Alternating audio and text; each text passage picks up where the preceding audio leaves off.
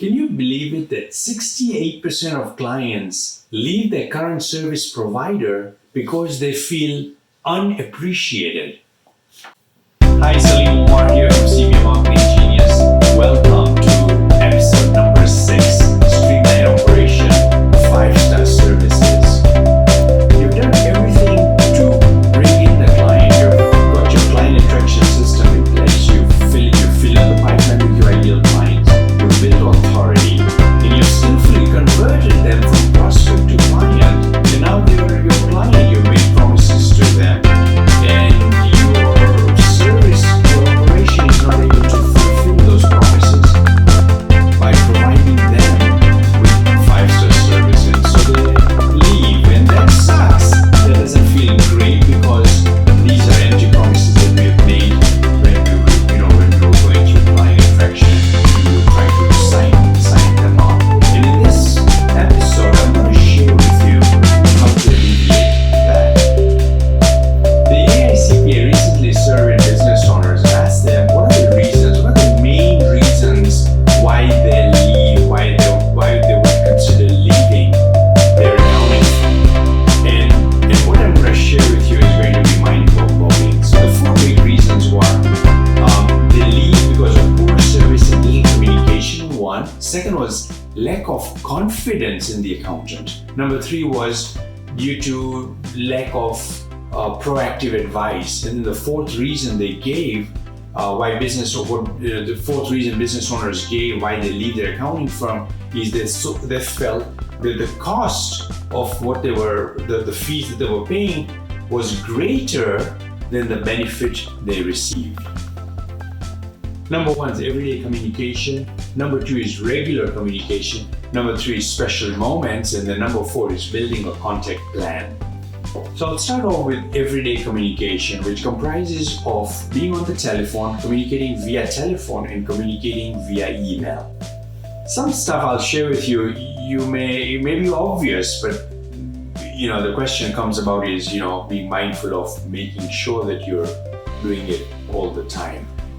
When it comes to the phone, going too fast is a mistake that you want to avoid making.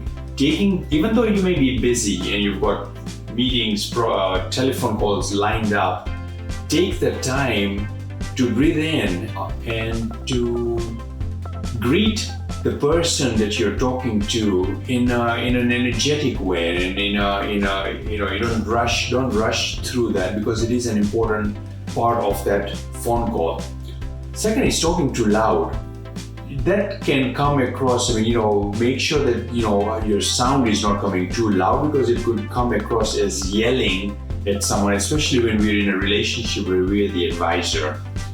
Number 3 is failing to listen. Oh my goodness, this is a big one for practice owners, is not listening and not asking the right questions and then not listening and talking all the time. So make sure that you've got a good balance between talking and asking. Even when you're offering advice, bring it back to the person you're talking to make sure that they got everything that you said and they understood things the way you said it. And then number 4 strategy when it comes to the phone, and it's a nuance, is don't be the first one to hang up.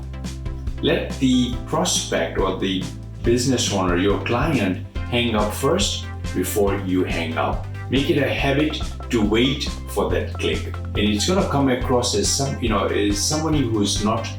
You won't create that feeling of rushing them. You've taken the time, you've listened to them, you've asked the right questions, you've greeted them well, and then finish off the call in a patient way. Let the person click off, and then you click off. Some important email strategies to create that 5-star experience. These days, our clients are flooded in their inbox with emails. So we want to make sure that if it's something that we want to be read and responded to, that we create and write a careful subject line that is going to alert the person receiving it to pay attention to that email. So carefully write a subject line. If you are looking for action or a response, you may put that in parentheses, response required or action required. And that's your client's really going to appreciate that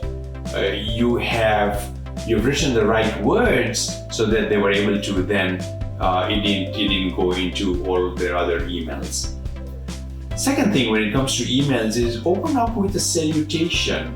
Hello, name, or good morning. Small thing, but it's nice to, instead of just getting right into it, start with a salutation, a one line. Hope all's well in your end. Hope you had a great weekend.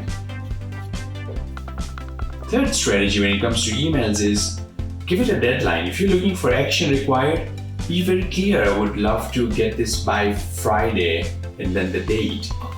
So be specific when it comes to getting deadlines. Your clients have a lot going on, especially if they're businesses or they're working in corporate America, you're helping them with a personal tax return, or you need some information to complete their information.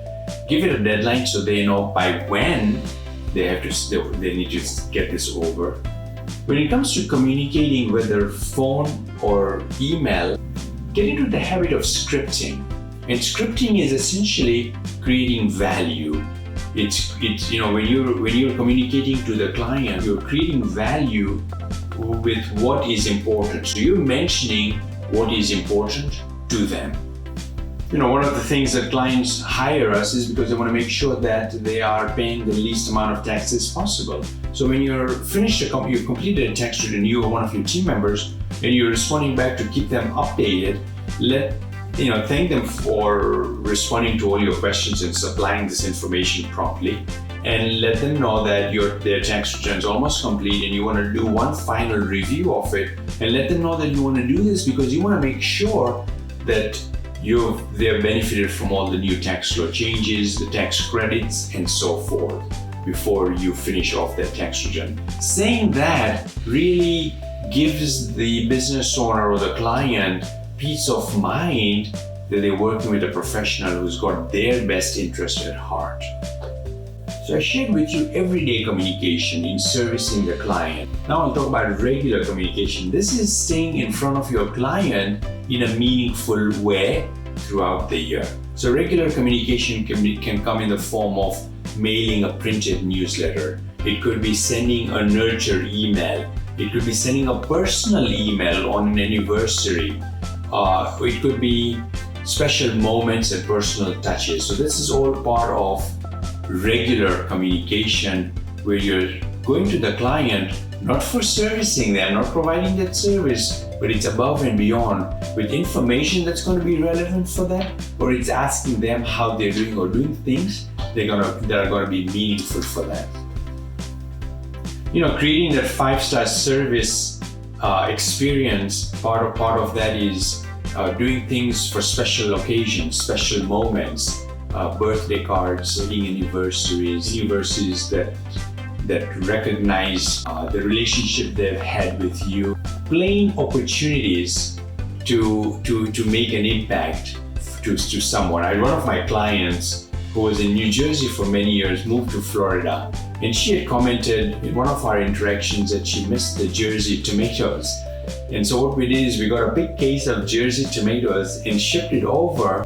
She was delighted when she received this box of juicy Jersey tomatoes arriving at her doorstep. Now, in order to create a 5-star client experience, you want to be intentional and strategic about it and not rely on memory or time. And the best way to become strategic about it so that your clients feel appreciated, they are experiencing exactly what you told them during client attraction, that you're the best CPA and your service is going to be responsive and it's going to be in tune to their needs and so forth. The best way to do that is to build a contact plan.